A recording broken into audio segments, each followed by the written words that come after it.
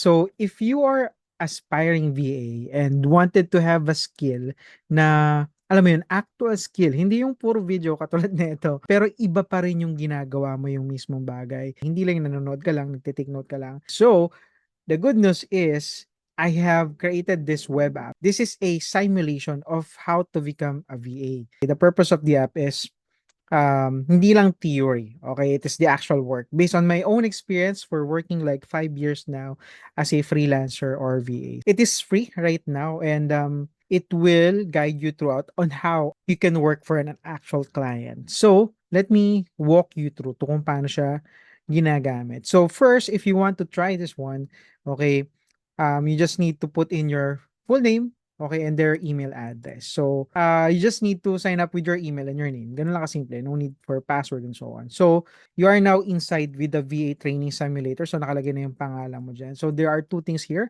Ayan. So, you can practice the lesson and so on and so forth. You can start the next lesson. And ito yung apat na module ng ating VA training. So, ito pa lang yung ito pa lang yung free. Ito yung free for now. It will give you an overview, okay, on what to do. So, example ng module natin number 1 is how to start a day for your client. So, how to write an SOD update. So, practical sending clear morning update. So, client immediately knows your plan and what to expect. Meron siyang scenario, daily planning, client confidence. It is 8:55 a.m. Your client starts works at 9 a.m.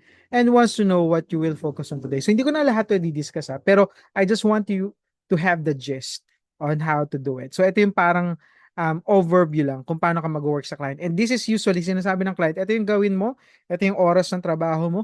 Okay, so of course, yung matututunan mo on this module is nakalagay din dyan, open with a professional greeting, share your main plan for today or for the day, and list of the priority task you will work on. Then sunod is promise when or how you will send the next updates. Good morning. Today, I will focus on organizing the inbox, updating client tracker, and preparing the social post drafts. I will send progress update by 1 p.m. and flag anything urgent right away. So, hindi ka lang nagbabasa, hindi ka lang nanonood. Ginagawa mo siya. Susunod na yung next overview na naman. Tapos, mag-start ka na naman ng practice. So, for now, we have 4 modules dito. At, kunwari, lahat to pwede mo siyang i-check, okay?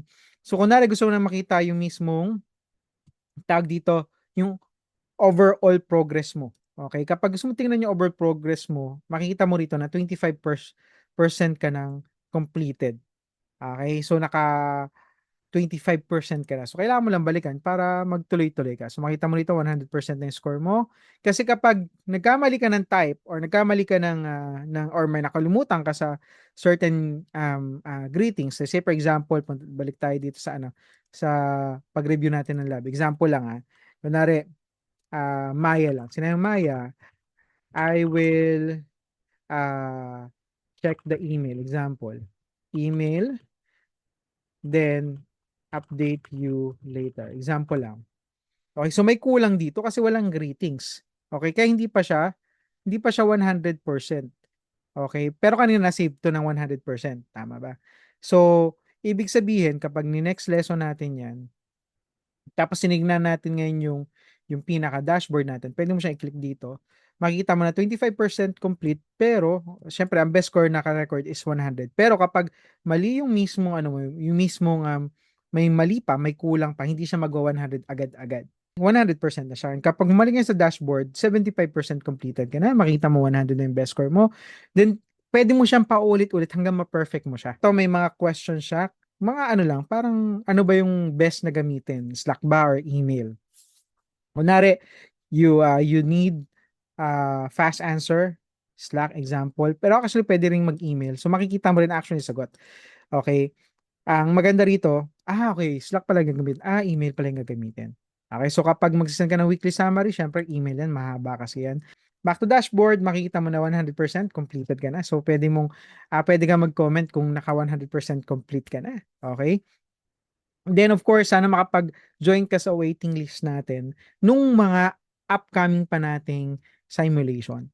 Okay? So ngayon may capstone din tayo dito. Okay? At maganda tong part na to. Ito 35 to 45 minutes lang naman yung capstone. So ito na yung pinaka-capstone niya. Parang yung pinaka natutunan mo. So si Maya siya, nag-run siya ng small online stationery brand. She hired you for inbox support, calendar coordination, and simple operation, communication, so forth.